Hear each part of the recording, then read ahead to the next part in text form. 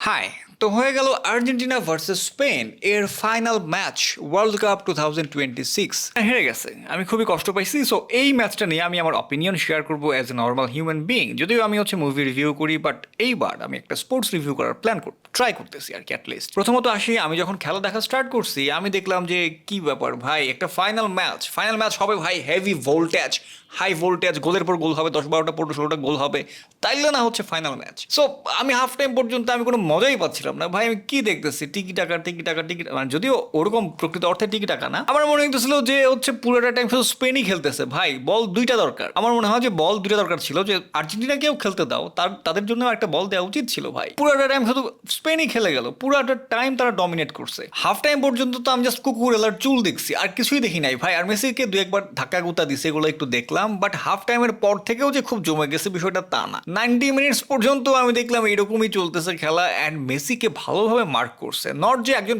Person wise mark করছে, বিষয়টা এরকম না। আমার কাছে মনে হলো যে মাল্টিপল পার্সন মিলে মার্ক করছে। মার্কের ব্যাপারটাও না, ঠিক তার পাস কন্ট্রোল করছে। মেসির কাছে বল যাইতেই দেয় নাই, মানে আর্জেন্টিনার কাছেই তো বল যাইতে দেয় নাই, আর স্পেশালি মেসির কাছে তো বল যাইতেই দেয় নাই।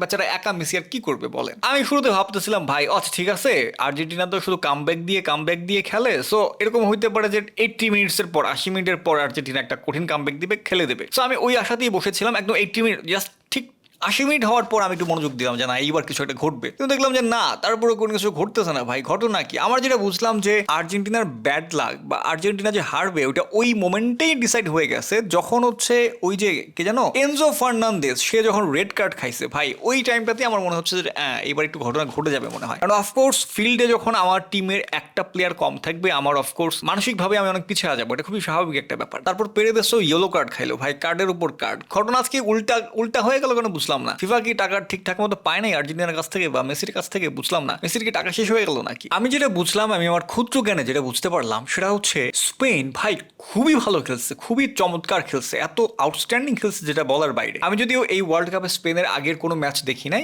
সবাই ব্রাজিল আর্জেন্টিনা নিয়ে ব্যস্ত থাকে, অন্য অন্য প্লেয়ারদের দেখার টাইমই তো পায় না কেউ। সো স্পেন যে এত ভালো খেলে বা এত ভালো খেলবে আমি এটা এক্সপেক্টই করি না। আমি জানতামই না যে স্পেন এত ভালো খেলে। যদিও স্পেন এর আগে ওয়ার্ল্ড কাপ নিয়েছিল 2010-এ, আর স্পেনের মিডফিল্ড স্পেশালি ভাই এত চমৎকার, এত ভালো লাগছে আমার। যে রদ্রি ছিল, তারপর পরে আবার পেদ্রি নামছে, আমার পেদ্রিকে আমার খুব ভালো লাগে। আমি যখন ফিফা খেলতাম অলওয়েজ পেদ্রিকে আমার টিমে রাখতাম। পেদ্রি, তারপর গাভিকে যদিও নামানো হয় নাই, বাট মিডফিল্ড এত চমৎকার লাগছে আমার এই স্পেনের, যেটা বলার বাইরে। আর আরেকটা ব্যাপার সেটা হচ্ছে, আমি যেটা বুঝলাম সেটা হচ্ছে আর্জেন্টিনার প্রপার স্ট্রাইকার নাই। একজন ছিল, সে হচ্ছে লাউটারো মার্টিনেজ, তাকে কেন নামানো হয় নাই আই ডোন্ট নো, কি ইনজুরিতে নাকি কেন। সো আর্জেন্টিনার আমার মনে হয় যে একজন প্রপার স্ট্রাইকার দরকার। হ্যাঁ, আলভারেজ আছে, বাট আলভারেজ তো এখনো অতটা পরিপক্ক হয় নাই, ওই লেভেলের ওই হারিকেন টাইপের স্ট্রাইকার তো হয় নাই। সো ওই হারিকেন টাইপের একটা স্ট্রাইকার যদি ভাই খালি থাকতো আর্জেন্টিনাতে, ভাই আর্জেন্টিনা আনস্টপেবল হইতো, আনস্টপেবল, আনবিটেবল। এখন একা মেসি, তার কাজ তো আর, সে তো আর পিওর স্ট্রাইকার না। মেসি হচ্ছে প্লে মেকার, সে মিডফিল্ডে খেলবে, রাইট উইংয়ে খেলবে, সামনে এগিয়ে খেলবে,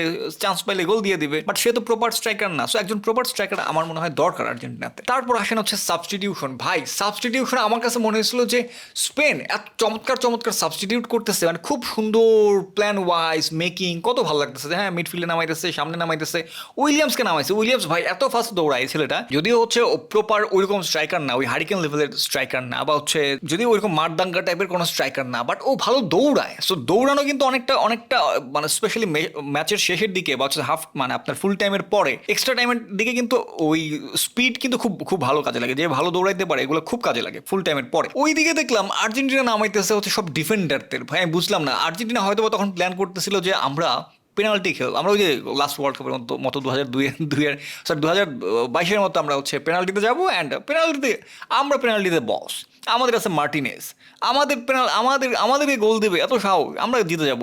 এই আমার ধারণা, এই চিন্তা থেকেই আর্জেন্টিনা এরকম করতেছিল, ভাবতেছিল পেনাল্টি তো হবেই। সো লাস্ট মোমেন্টে ম্যান, ভাগ্যটা খারাপ ছিল অ্যাকচুয়ালি। বাট মার্টিনেজের কথা সাথে মনে পড়লো ভাই, মার্টিনেজ এত চমৎকার খেলছে, এত সুন্দর গোলগুলো সেভ করছে, স্পেশালি একটা ফ্রি কিক থেকেও তো বাঁচাইছে। লামিন ইয়ামাল, সে তো একটা ফ্রি কিক দিছিল, ওই ফ্রি কিকটাও বাঁচাইছে। অ্যান্ড ইভেন এত গুড সেভ করছে যেটা বলার বাইরে। টার্গেট অন শট তো আর্জেন্টিনা ঠিকঠাক মতো দিতেই পারে না। স্পেন এতগুলো টার্গেট অন শট দিচ্ছে, তো স্পেন জিতবে না তো কে জিতবে? যদি আর্জেন্টিনা জিতে যাইতো তাহলে সেটা মিরাকল হইতো, জাস্ট মিরাকল। ও ওয়াও, লামিন ইয়ামাল যে এত ভালো খেলে আমি জানতাম না। আমি যখন আমি এখন ফুটবলের খোঁজ খবর খুব একটা রাখি রাখি না। আগে আমি ফিফা টিফাতে খেলতাম, লামিন ইয়ামাল ওই যে জাস্ট দৌড়াইতে পারতো, উইংয়ে খেলতো, কিন্তু এত ভালো স্কোর করতে পারতো না। বাট এটা দেখলাম যখন খুব খুব খুব ভালো খেলছে লামিন ইয়ামালই তো না কিনা, আমার নামগুলোতে একটু এদিক সেদিক হতে পারে, ক্ষমা করবেন প্লিজ। সো যাই হোক, আমার ধারণা অফকোর্স স্পেন ডিজার্ভস ইট, স্পেন এই ওয়ার্ল্ড কাপটা ডিজার্ভ করে, and of course Argentina best of luck, and of course next world কাপে মেসি আবার ব্যাক করবে, আমার ধারণা আবার কাম ব্যাক দেবে মেসি। 2030-এ ওয়ার্ল্ড কাপ নিয়েই যাবে মেসি আরেকটা।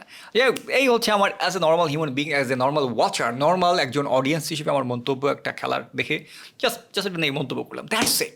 আপনারাও জানাবেন যে খেলাটা কার কেমন লাগলো। টাটা।